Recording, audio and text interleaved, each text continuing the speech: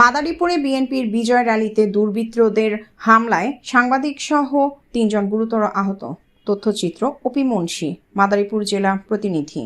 মাদারীপুরে বিএনপির বিজয় র্যালি চলাকালে দুর্বৃত্তদের বর্বরোচিত হামলায় একজন সাংবাদিক সহ শ্রমিক দলের 2 নেতা মারাত্মকভাবে আহত হয়েছেন।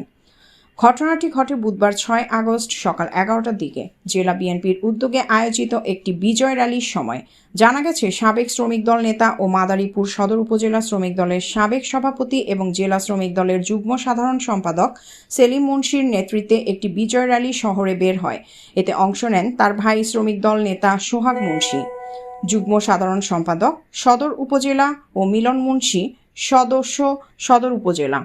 র্যালির সংবাদ কভার করতে ঘটনাস্থলে উপস্থিত ছিলেন তাদেরই ছোট ভাই ও দৈনিক আমার বার্তার মাদারীপুর জেলা প্রতিনিধি সাংবাদিক লিখন মুন্সি। এ সময় হঠাৎ করে পূর্বশত্রুতার জের ধরে একদল সশস্ত্র দুর্বৃত্ত অতর্কিতভাবে হামলা চালায়, কুপিয়ে গুরুতর জখম করে সাংবাদিক লিখন মুন্সি, সোহাগ মুন্সি এবং মিলন মুন্সিকে। স্থানীয়রা দ্রুত আহতদের উদ্ধার করে মাদারীপুর সদর হাসপাতালে নিয়ে যান। অবস্থার অবনতি হলে সাংবাদিক লিখন মুন্সি ও সোহাগ মুন্সিকে ঢাকায় মেডিকেল কলেজ হাসপাতালে রেফার করা হয়।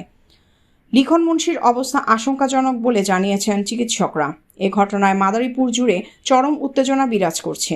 সাধারণ মানুষ ও রাজনৈতিক কর্মীদের মধ্যে ব্যাপক ক্ষোভের সৃষ্টি হয়েছে।